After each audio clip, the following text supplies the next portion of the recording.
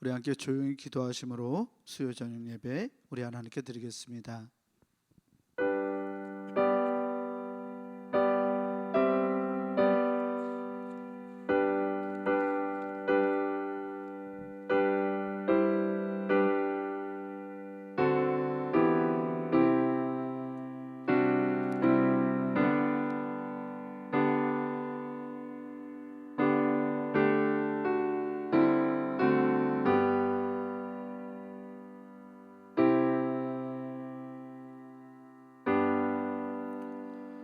여호와께서 열방의 목전에서 그의 거룩한 팔을 나타내셨으므로 땅끝까지도 모두 우리 하나님의 구원을 보았도다. 사랑과 은혜의 하나님 감사합니다. 주의 지난 지 3일 동안 저희들의 삶 가운데 하나님 동행하여 주시고 오늘 거룩한 예배 자리로 우리를 불러주시니 하나님 감사합니다. 주님께 받은 놀라운 은혜로 우리의 삶을 살아갈 수 있도록 하나님 우리 안에 성령의 은혜를 채우시고 충만하게 하여 주옵소서.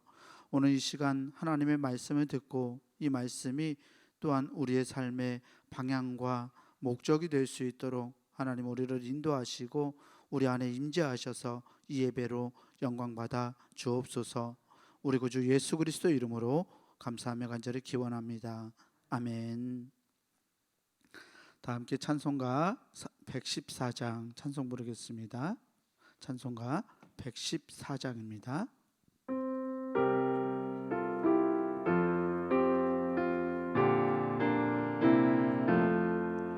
그 어린 주 예수를 자리 없어 그 귀하신 몸이 구유에 있네. 저 하늘의 별들 반짝이는데 그 어린 주 예수 꼬리에 자네.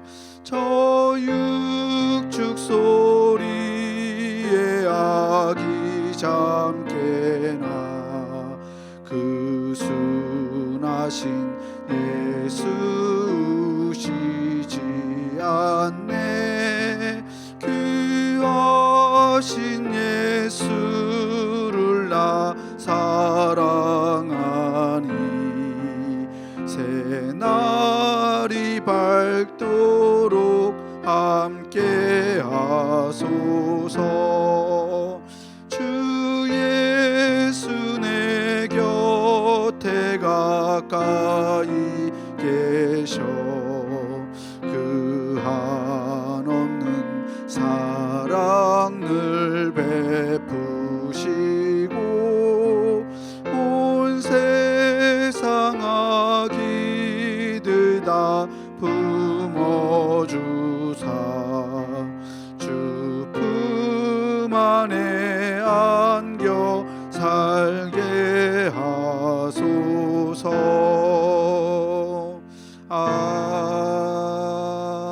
아멘. 이 시간 예배를 위하여 권정숙 권사님 나오셔서 대표로 기도하시겠습니다.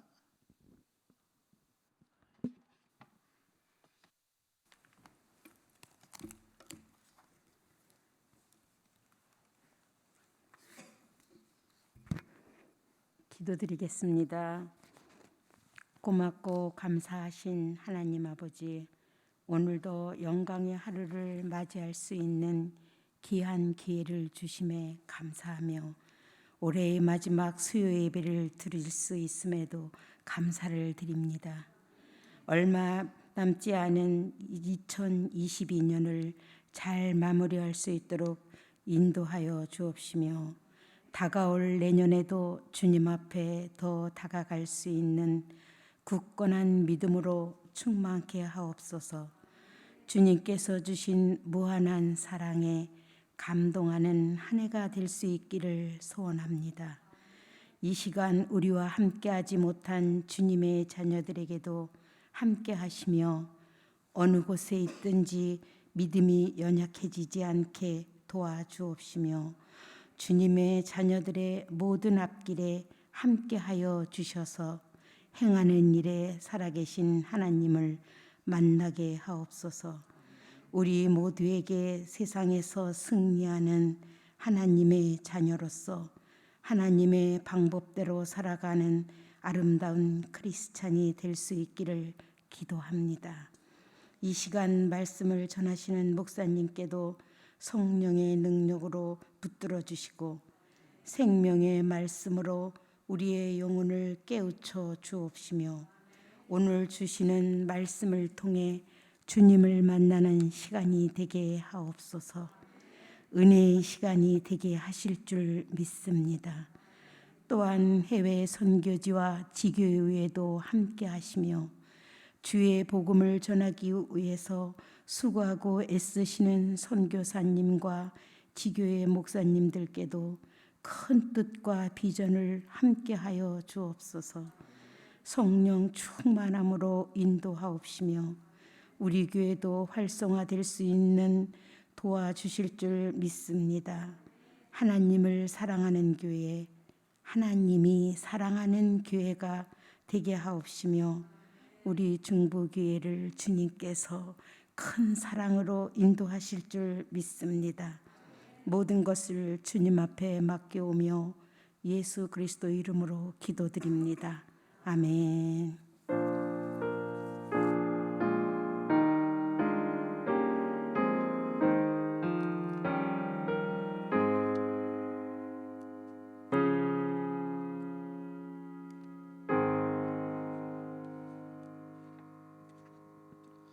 오늘 우리에게 주시는 하나님의 말씀은 요한복음 1장 14절 말씀입니다. 요한복음 1장 14절 말씀입니다. 제가 가진 성경으로 신약성서 142페이지에 있습니다.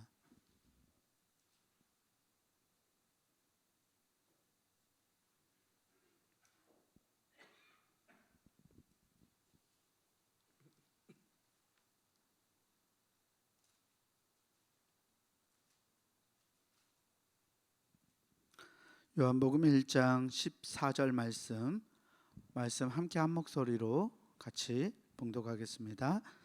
말씀이 육신이 되어 우리 가운데 거하심에 우리가 그의 영광을 보니 아버지의 독생자의 영광이요 은혜와 진리가 충만하더라. 아멘. 평화의 왕으로 오신 우리 주님이 주시는 은혜와 평강이 오늘 수요 저녁 예배를 하나님께 나아가는 우리 교우들에게 함께하기를 주의 이름으로 축원합니다. 성탄 주간을 보내고 있습니다. 모두들 행복한 크리스마스 되셨는지요? 되셨나요? 네. 행복한 크리스마스 좀 웃기죠? 말이. 봤더니요. 어젠가 그젠가 다큐멘터리를 보니까 저기 영국 왕실에서 쓰는 말이래요. 메리 크리스마스 안 하고 해피 크리스마스라고 한대요. 그래서 행복한 크리스마스 되셨냐고 왕족처럼 그렇게 물어봤습니다. 성탄 주간을 보내고 있습니다. 크리스마스를 보낼 때마다 늘 느끼는 것이 있어요.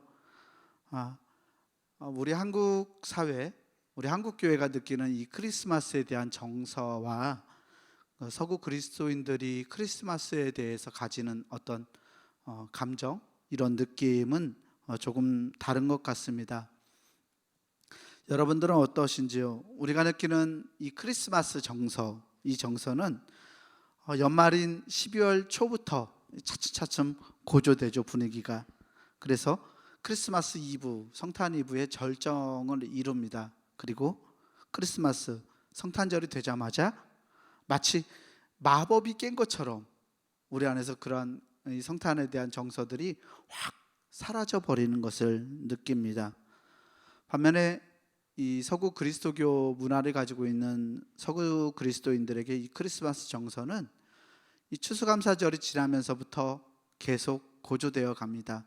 강림절을 통해서 더욱 높아지고 크리스마스가 되면 절정을 이루죠. 하지만 성탄절이 됐다고 해서 바로 그 기분이 사그라들지 않고 이게 연말과 새해까지 이 크리스마스 분위기가 이어지는 것을 볼 수 있습니다. 서구인들에게 이 크리스마스는 종교적인 색채와 또 문화적인 색채, 그리고 가족이나 민족에 대한 정서까지도 함께 포함하고 있는 이 복합적인 절기이기 때문에 그런 것 같습니다. 뭐라고 표현하면 그 정서를 이해할 수 있을까요? 우리로 따지자면 크리스마스하고 설날이 연결되어 있다라고 생각하면 그런 느낌일 것 같아요. 그러니까 온 가족들이 모여서 성탄절이 되면 멀리 다른 도시에 살고 있었던 가족들이 함께 모여서 연말에 같이 보내고 새해를 시작하는 그러한 느낌이 바로 크리스마스가 가지고 있는 정서입니다. 이런 다름 때문일까요?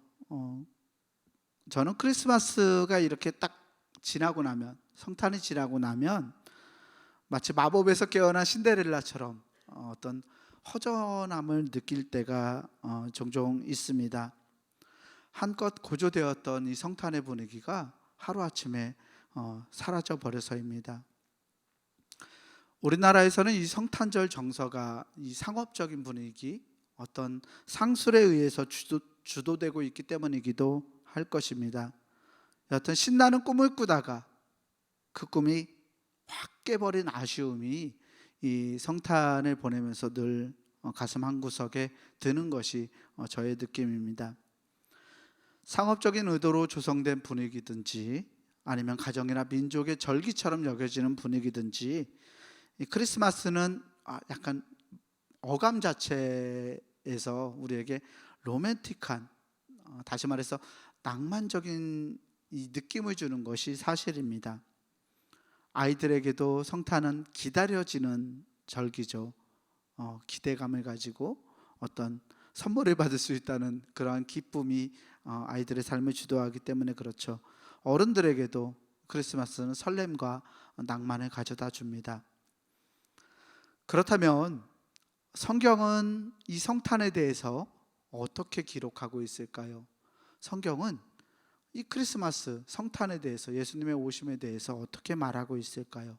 성경이 가지고 있는 분위기는 어떠할까요? 신약 성서를 연구하는 학자들에게 만약 우리가 성경은 성탄에 대해서 어떤 분위기를, 우리에게 어떤 감정이나 정서를 전해줍니까? 라고 묻는다면 성서학자들은 분명히 그 묻는 사람에게 역으로 질문해 올 겁니다. 어떤 복음서의 분위기를 물어보는 거냐고 이렇게 다시 물어볼 것입니다. 성탄에 대한 설교를 할 때마다 말씀드려 온 것이지만 성탄에 대한 이미지는 우리가 가진 이 신약성서 복음서마다 상이합니다. 복음서들은 서로 다른 전승과 서로 다른 역사, 그리고 서로 다른 공동체에서 기록되어 왔기 때문입니다. 예를 들어 볼까요? 마가복음은 예수님의 어린 시절에 대해서 전혀 언급하지 않습니다. 아예 없어요. 마가복음의 시작은 세례요한 이야기에서부터 시작합니다. 마태복음은 유대 그리스도인들의 관점에서 성탄에 대해 이해합니다. 그래서 다윗의 자손으로 태어났다는 것을 부각시켜요. 예수님은 다윗의 자손, 다윗 왕의 자손으로 태어나셨고 하나님이 함께 하신다, 임마누엘 하신다는 이 유대인들에게 있었던 그 언약, 하나님의 약속이 예수 그리스도를 통해서 다시 갱신되어 오는 것을 표현해주고 있습니다. 왕으로 오신 예수님을 표현하기 위해서 마태복음은 위대한 인물이 탄생할 때 뜨는 별 이야기를 하죠. 그리고 동방박사들이 경배하기 위해서 선물을 들고 아기 예수를 찾아옵니다. 유대의 왕이지만 굉장히 아이러니한 건 예수님이 유대의 왕으로, 유대인의 왕으로 오셨다라고 이렇게 말하지만 유대인들은 예수님을 배척하고 도리어 이방인이었던 동방박사들이 예수님께 나와서 그들의 믿음에 의해서 예수님이 왕이시라고 선포되는 그런 아이러니를 이 마태복음은 보여주고 있습니다. 그리고 예수 그리스도의 미래를 유대인들이 아니라 이방인들에 의해서 확장될 것임을 마태복음은 성탄의 이야기를 통해서 우리에게 보여주고 있는 것입니다. 누가복음은 어떠할까요? 누가복음은 가난하고 소외된 자들의 구주로 오시는 예수 그리스도를 그리고 있습니다. 그래서 가장 버라이어티한, 굉장히 다양한 성탄의 이미지를 우리에게 보여주고 있는데요. 또 요한복음은 오늘 우리가 읽은 것처럼 말씀이 육신이 되신 하나님, 인간의 몸을 입고 성육하신 하나님의 이야기로 예수님의 성탄, 탄생 이야기를 대체하고 있는 것을 볼 수 있습니다. 지금 제 뒤에 있는 이 강단 배경에도 성탄을 떠오르게 하는 이미지가 놓여 있습니다. 제 오른쪽 뒤에 보이는 검정 실루엣 보이시죠? 잘 보이시나요? 뭐 같아요? 보시기에 뭘 그려놓은 것 같습니까? 네? 크게요. 동방박사들을 표현한 것입니다. 네, 동방박사들을 표현하고 있어요. 성경에는 몇 사람이라고 이야기하지 않아요. 우리들은 보통 세 사람이라고 이야기해요. 왜냐하면 세 가지 예물을 드렸기 때문에 세 사람일 것이다 라고 이야기하는데, 성경은 동방박사가 몇 명인지 얘기하지 않지만 여하튼 저 검정 실루엣은 동방박사들을 표현하고 있습니다. 그렇다면 제 왼쪽에 있는 것은 무엇일까요? 뭐 같아요? 양치기들, 양을 치는 목자들을 그려두었습니다. 네, 양을 치는 목자들, 이 뒤에 보이는 이 양을 치는 목자들의 실루엣, 이 이야기는 누가복음이 기록하고 있는 성탄의 이미지입니다. 성탄의 이미지가 양쪽으로 지금 나뉘어 있잖아요. 그렇죠? 한쪽은 동방박사, 한쪽은 양을 치는 목자를 그려놓고 있는데요. 왜 이렇게 나누어 두었을까요? 그냥 놓고 싶은 대로 보기 좋아서 이렇게, 아무렇게나 겉으로 볼 때는 아무렇게나 놓여 있는 것 같지만 여담이긴 합니다만, 사실 목회자들은 교회의 성구들, 교회의 기구들을 이렇게 놓을 때 그냥 갖다 놓는 것이 아니라 거기다 두는 이유가 늘 있어요. 그러니까 의미를 두고서 예배당의 기구들을 배치하고 있습니다. 목사님이 이것을 이렇게 배치했을 때 신학적인 고민들을 하고 의미를 부여하고 있습니다. 마태복음의 이미지와 누가복음의 이미지를 나누어서 탄생에 대해서 말하고 있는 성서의 이미지들을 양쪽으로 배치해 둔 것이죠. 마찬가지로 복음서를 기록한 저자들도 그런 고민들 가운데서 예수님이 탄생하신 이야기를 우리에게 전해주고 있습니다. 각각의 복음서들이 전승되어 온 이 복음서들의 교회 공동체들은 서로 다른 전통과 전승을 가지고 있었습니다. 마태복음을 기록한 공동체라고 표현하는데요, 마태교회라고 말하죠. 이 마태교회는 그 나름대로의 역사와 전통을 가지고 있고, 누가복음을 기록하고 전승해 왔던 누가교회, 누가 공동체는 또 누가교회 나름대로의 전통과 역사를 가지고 있었습니다. 마태복음을 기록한 마태교회는 유대인들을 향한 관심을 가지고 있었고, 누가교회는 이방인들을 향한 관심 아래에서 나름의 주제들을 가지고 예수님의 이야기를 담아서 복음서에 녹여내고 있습니다. 그래서 복음서에 기록되어 있는 성탄 이야기가 다양한 주제들을 가지고 있습니다.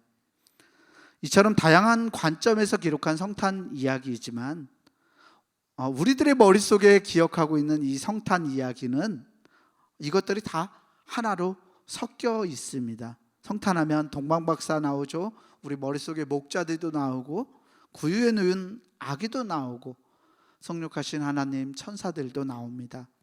그런데 이러한 관점들이 다 포함되어 있을 때가 좋을 때가 있고요, 또 세부적인 관점들이 살아날 때가 좋을 때도 있습니다.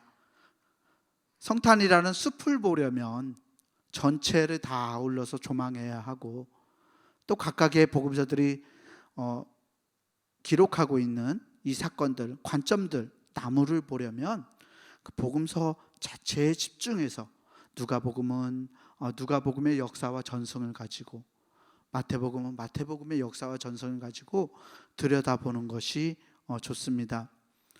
전문 용어로 이 전체를 보는 것을 성경의 통일성이라고 말합니다. 또 나무, 세부적인 것을 보는 것을 성서의 다양성이라고 표현하고 있는데요. 딱딱한 이야기를 했습니다만 어찌되었든 성서가 기록하고 있는 성탄은 다양한 관점들을 우리에게 보여줍니다. 그런데 다양한 관점들로 이루어져 있지만 이 성탄에 대한 이 성서 복음서의 기록은 오늘 우리들이 생각하는 이 성탄에 대한 어떤 로맨틱하고 낭만적이고 따뜻한 이 가슴이 훈훈해지는 그런 이야기들처럼 화려하거나 낭만적이지 않습니다. 사실 성경이 기록하고 있는 성탄은 이상하기도 하고 괴기스럽기도 합니다. 성탄은 평범한 사람들의 삶을, 일상을 깨트리고 새로움을 불러오는 사건이기 때문에 그렇습니다.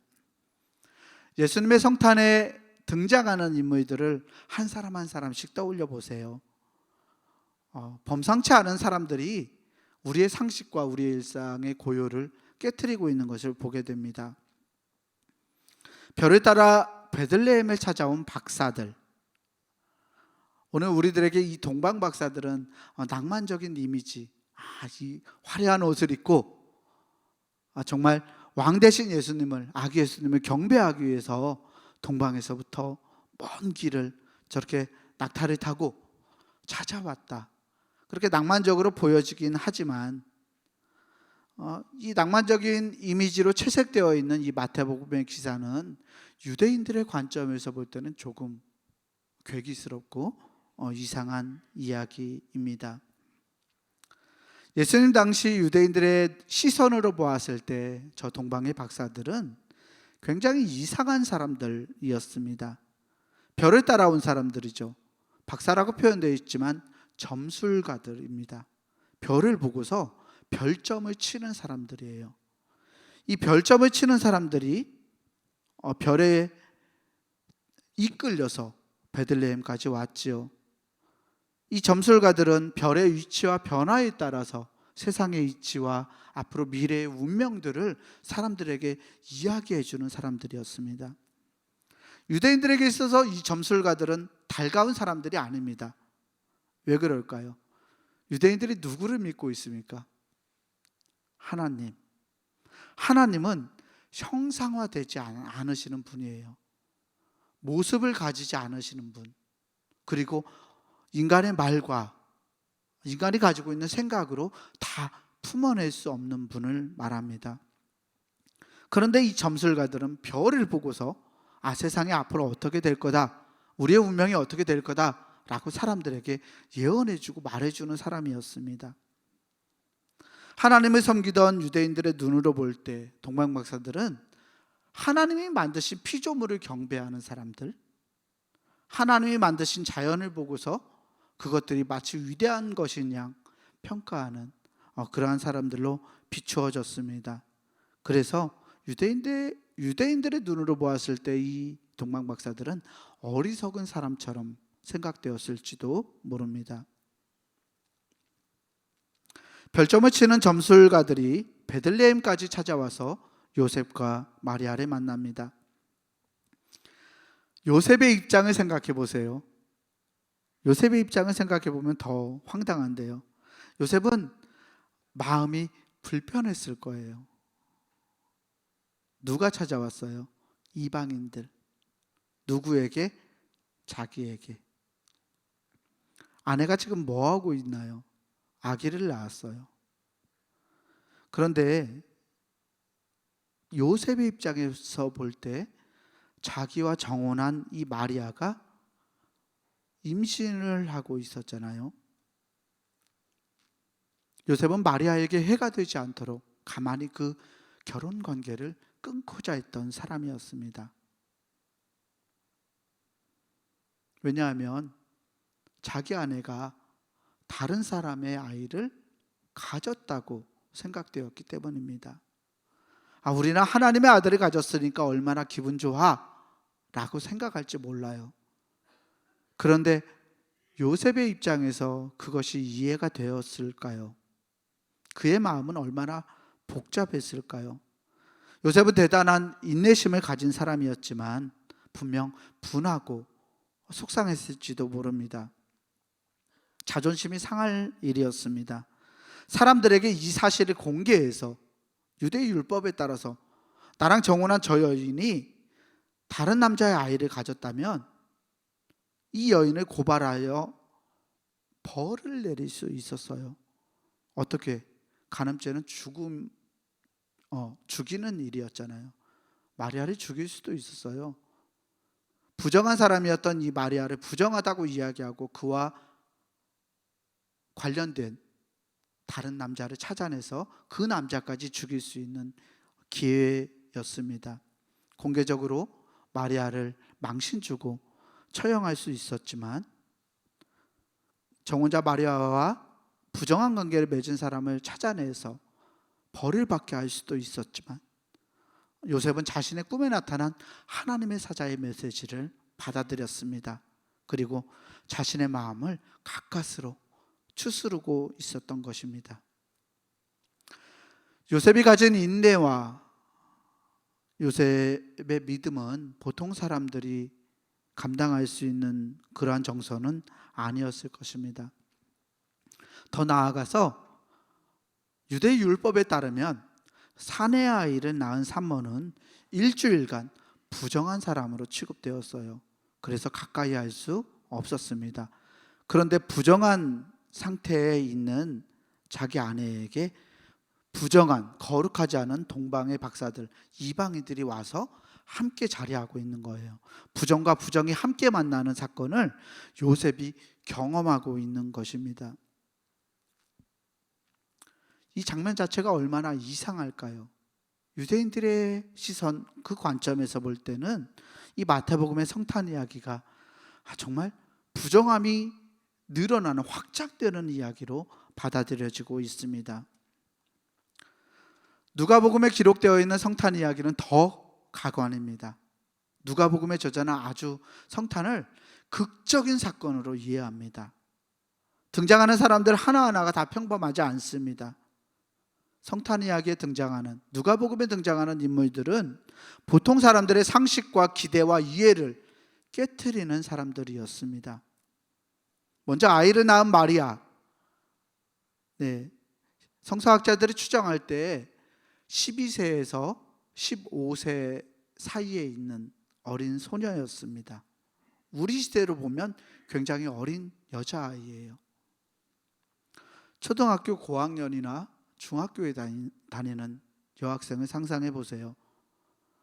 세상적인 눈으로 볼 때 정혼한 요셉의 아이를 가지지 않은 미혼모였습니다. 누가복음이 기록하고 있는 이 정혼자 요셉은 마태복음에서보다 더 불쌍한 사람이에요. 왜냐하면 누가복음에서는 하나님의 사자가 마리아에게만 나타나고 요셉에게 나타나지 않아요. 그러면 요셉은 자기 아내 될 사람인 이 마리아가 어떻게 임신을 했는지, 어떤 남자와 만났는지도 모르고 받아들여주고 있는 거예요. 이 요셉은 얼마나 황당하고 대단한 인내심을 가지고 있는 걸까요?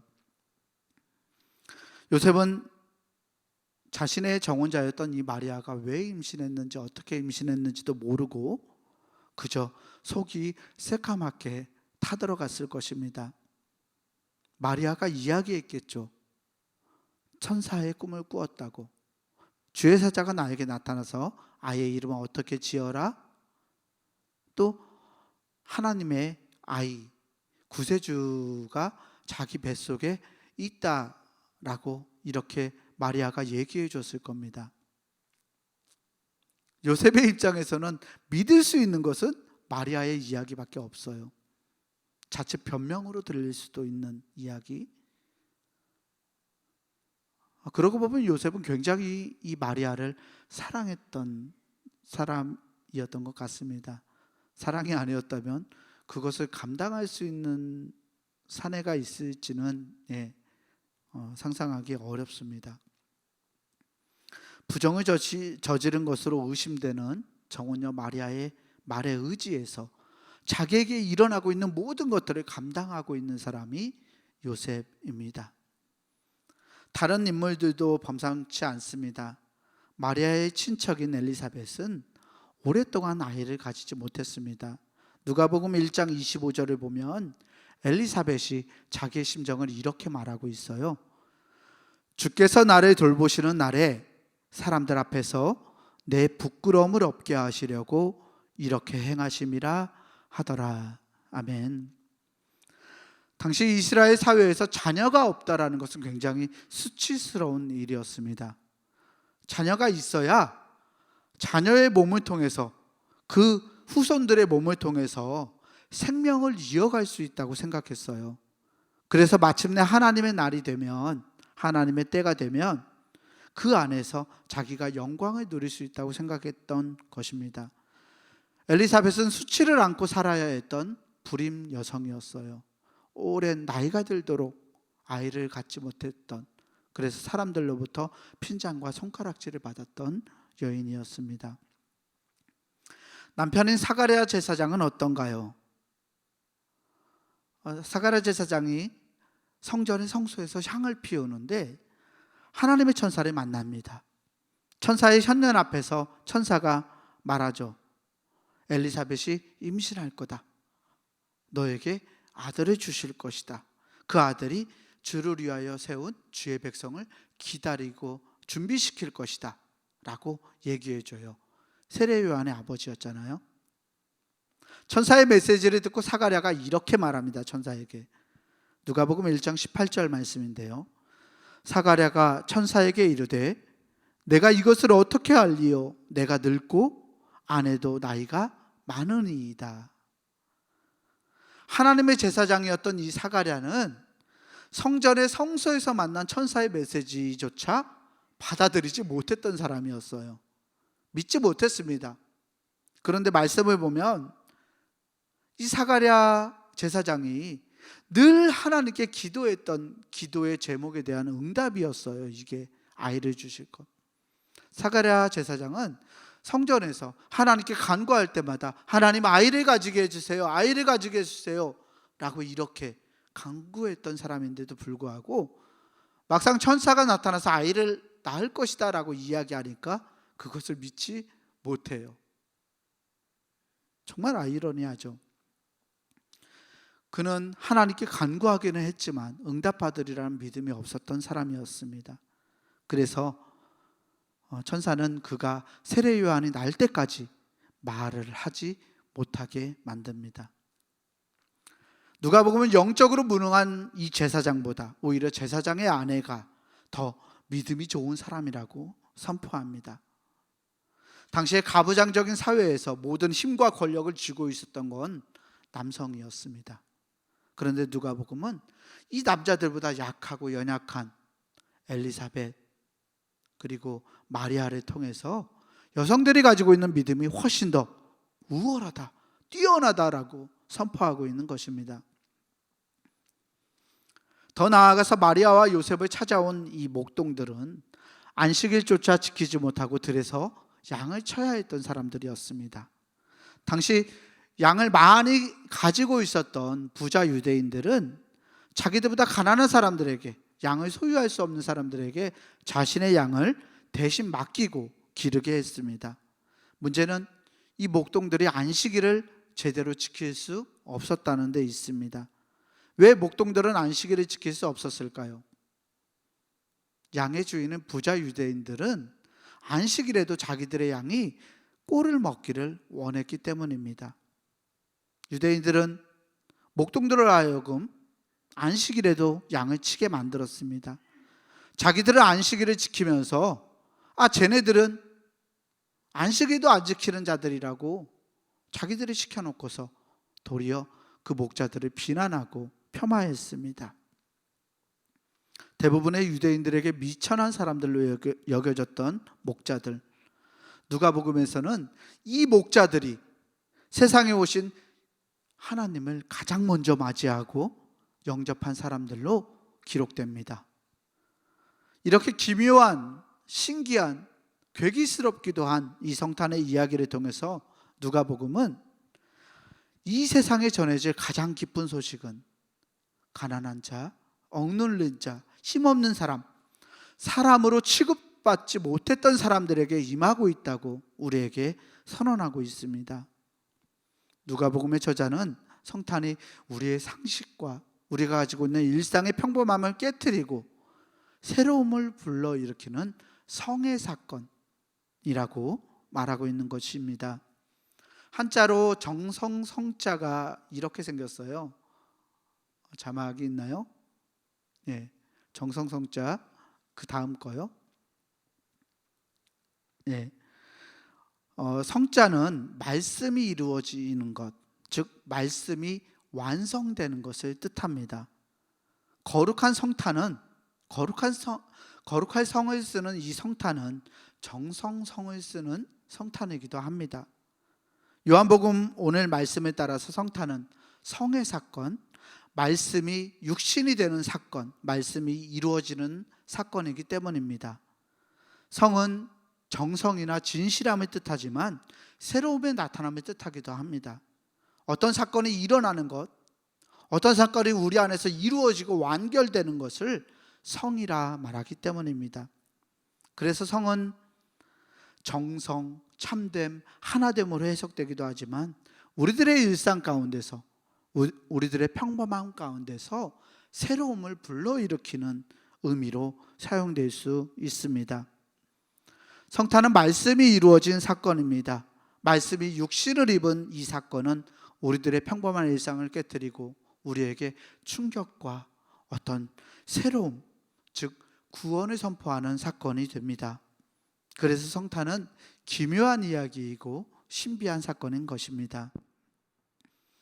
성탄은 만유의 주제이신 하나님께서 가장 낮고 가장 연약한 아기의 모습으로 성육하시고 가장 낮은 자리에 임하셔서 가난한 자들과 약한 자들과 억압받는 자들에게 기쁨과 구원이 되신 사건입니다.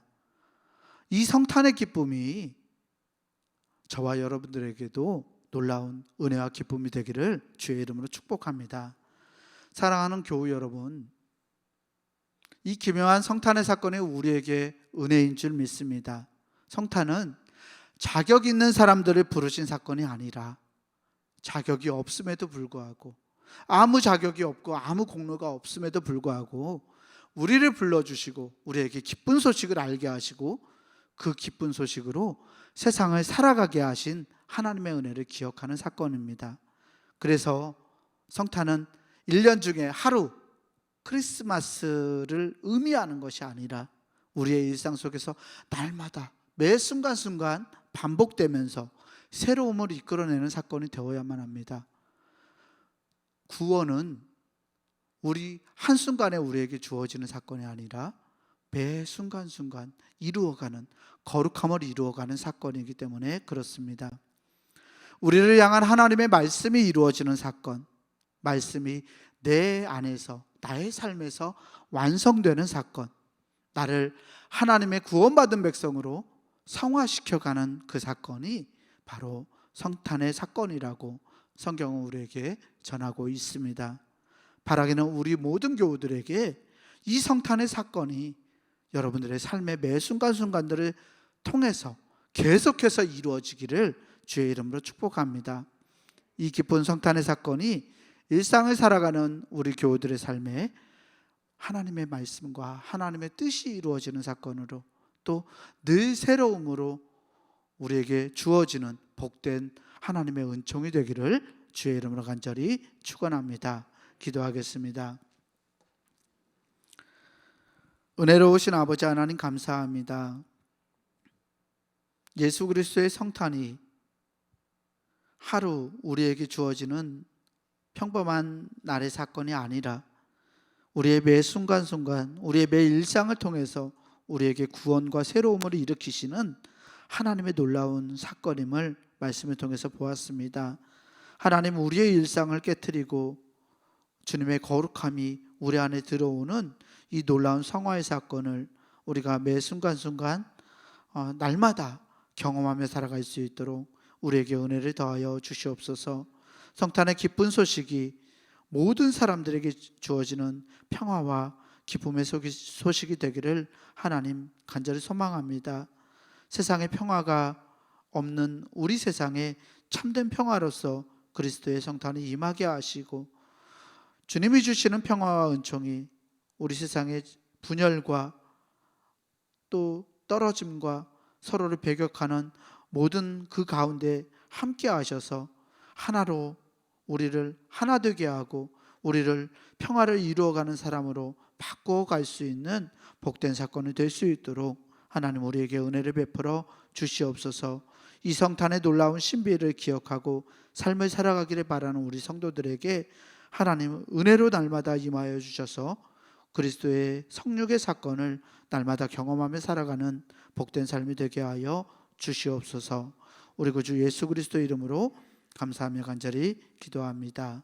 아멘.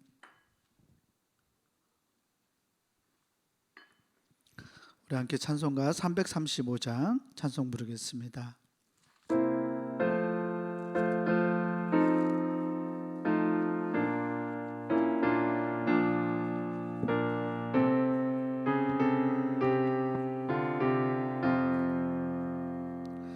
크고 놀라운 평화가 내게 있네. 이 세상에는 없는 평화. 나의 영혼과 몸 주께 드립니다. 오 놀라운 나의 구주.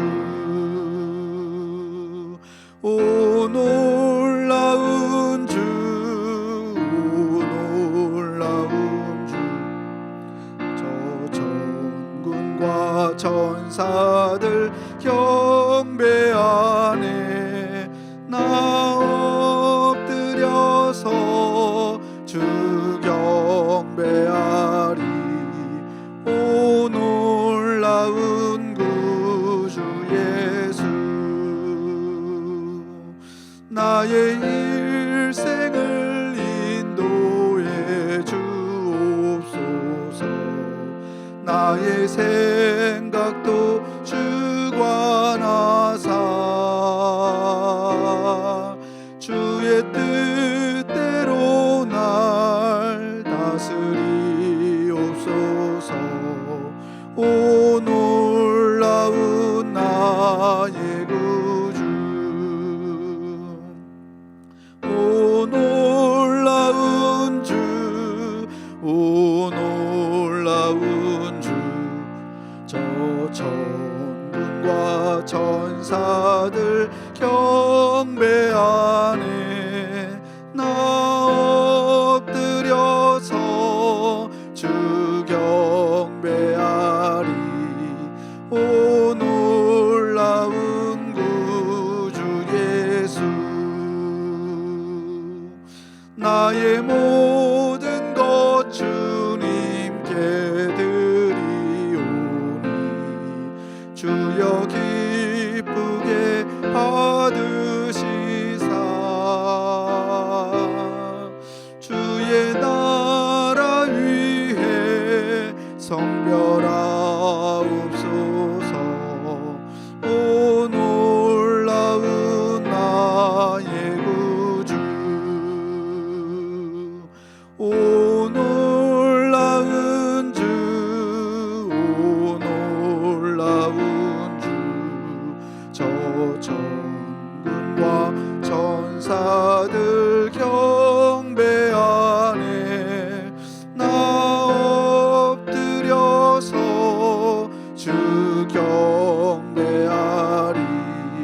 오 놀라운 구주 예수. 주의 광채가 찬란히 비춰오니 전능하신 왕 구세주여. 세상 끝날까지 찬양 드립니다. 오 놀라운 나의 구주.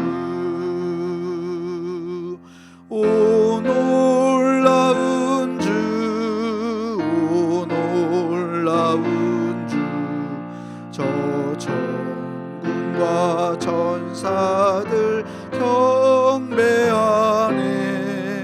나 엎드려서 주 경배하리 오 놀라운 구주 예수 아멘. 교회 소식 전하겠습니다. 송구영신 예배가 오는 12월 31일 토요일 밤 오후 토요일 저녁 11시 30분에 예배당에서 송구영신 예배로 모입니다. 새해 기도 제목이 적은 소원 예물을 정성껏 준비해서 드려주시기 바랍니다. 2023년 새해 달력이 나와 있습니다. 달력도 밑에 있으니까 안 받으신 분들은 가져가시기 바랍니다. 2023년 1월 가정예배서가 나와 있습니다. 새해에는 작정하셔서 아직 새해가 안 됐잖아요. 작정하셔서 가정마다 이 가정예배서로 예배를 드려보시는 것이 어떨까 그런 생각을 합니다. 가정예배를 드려서 가정에서의 믿음이 회복되는 놀라운 은혜가 있기를 축복합니다. 담임 목사님은 성남지방 구역회를 12월과 1월에 이 성남지방 교회들을 치리하시면서 구역회를 인도하고 계십니다. 오늘은 생명나무 교회 구역회로 수요 저녁 예배 설교하시고 구역회 인도하고 계시는데요. 목사님이 일정 감리사로서의 그 활동과 일정을 위해서 위해서 기도해 주셨으면 좋겠습니다. 힘 주시고 또 건강 주셔서 잘 사명 감당할 수 있도록 목사님 지켜주시기를 위해서 기도하셨으면 좋겠습니다. 이 시간 모두 자리에서 일어나셔서 결단 찬송가 620장 1절 부르겠습니다.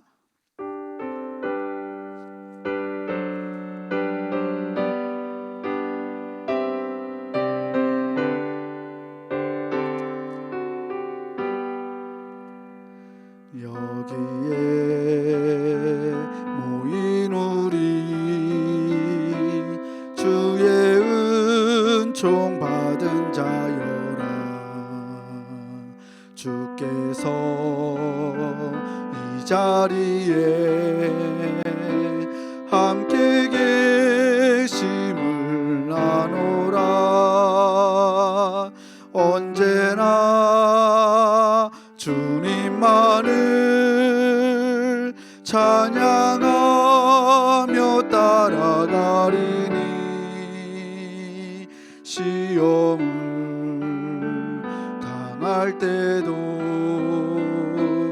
함께 계심을 믿노라 이 믿음 더욱 굳세라 주가 지켜주신다 어두운 밤에도 주의 밝은 빛 인도하여 주신다.